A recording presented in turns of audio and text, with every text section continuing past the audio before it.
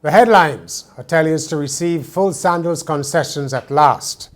A call for changes to Oistins as Friday nights may have reached the limit.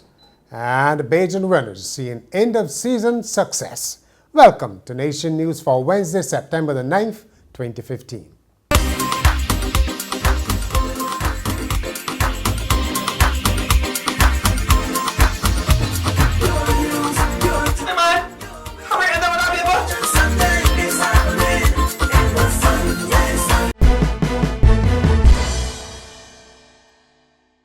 Hoteliers in Barbados have finally been given the green light to start receiving the same tax breaks given to Sandals hotels for imported meat and fish. The concessions had been applied only to alcohol up to this point.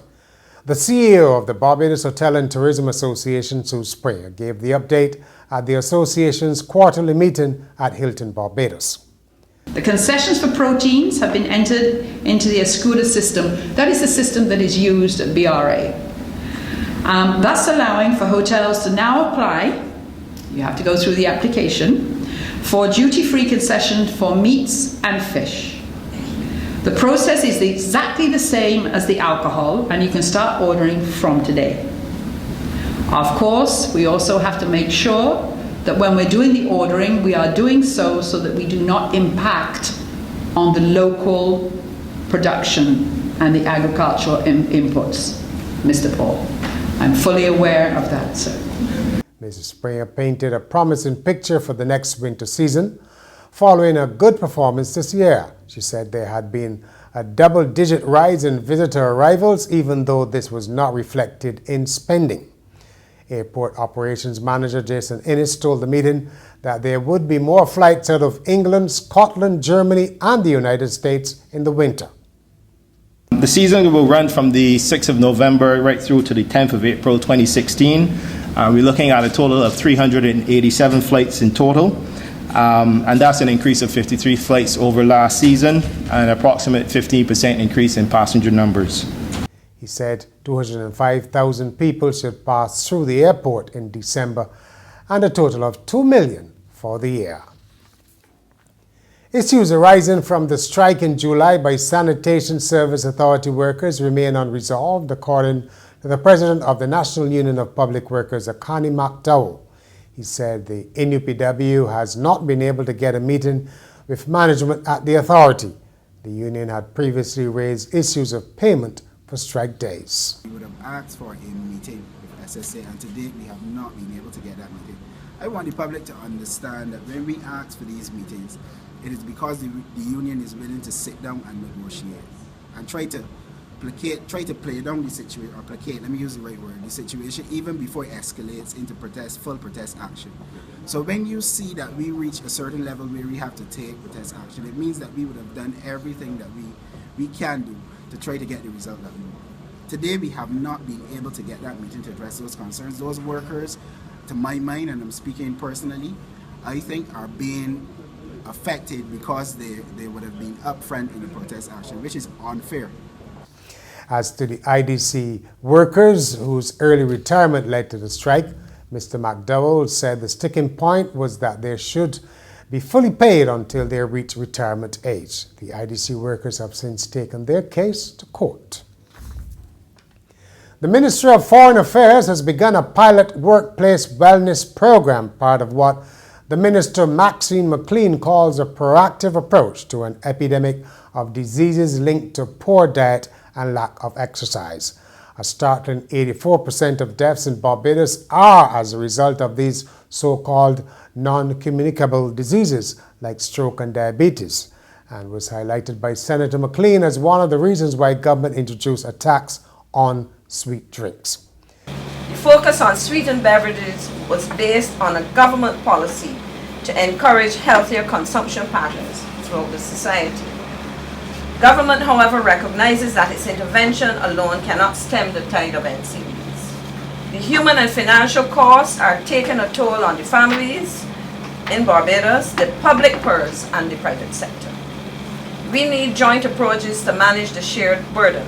Fortunately, employers and insurance providers are wise enough to recognize the truth. The pilot workplace program is being offered in conjunction with the NUPW Insurance Agent Inc. and offers health assessments and tips. Now, if you've been to Oistins on a Friday night recently, you would know the place is teeming with humanity. Well, a new assessment suggests that it is teeming to burst. Oistins, it says, may have reached its maximum capacity and needs attention given its importance as a leading tourist attraction. On a Friday in March, the numbers there were estimated at 3,800 overall, with pressure on the food court and sanitation services. Some recommendations were made, including an extension to the east side of the Oistins Bay Garden to allow more vendors, and creating a new event for another day to relieve the pressure on Fridays. There has been a call for insurance companies and owners of public service vehicles to go to the bargaining table. The CEO of the Financial Services Commission, Randy Graham, made the suggestion on Tuesday in the wake of news that Massey United Insurance was only insuring PSVs driven by owners due to high accident payouts. What we would want to encourage at this point is for both the insurance companies and the ZR operators to sit down, look at the statistics and come up with ways in which we can have both of them operating in the same market, because obviously from a social standpoint we need that transportation option. From an economic standpoint, we don't expect the insurance companies to continue to carry losses. So I think it would be a good option at this point to bring both to the table. I see how we can find a middle ground to continue that operation. The General Insurance Association of Barbados said one company had paid out $30 million between March 2009 and June this year, and more than $20 million in claims are outstanding. In sport, Barbados has won gold at the Commonwealth Youth Games in Samoa. Rivaldo Leacock powered away from the rest of the field to win the men's 400 meters hurdles in 51.12 seconds. Jamaican Giovanni James was second, and Harrison Kimpton Moss of Australia third. Staying with track and field, Barbadians also continue to do well on the end-of-season meets on the European circuit. Competing in Italy, Shane Brathwaite won the men's 110 meters hurdles in 13.43 seconds. Keir Beckles was second in the women's 100 meters hurdles in 13.18, and 10.25 was good enough for Ramon Gittins to finish third in the 100 meters. And finally, a Manhattan millionaire has left a $100,000 trust fund to her 32 pet parrots. Leslie Ann Mandel's will states that her cockatiels should continue to live in the aviary at her home in New York. She was very specific in giving instructions for their care. A cat and a dog were also named in the will. And that's Nation News for Wednesday. For more, log on to nationnews.com as well as YouTube, Facebook, and Twitter. And remember to pick up your Daily Nation on Thursday or subscribe to our e-paper.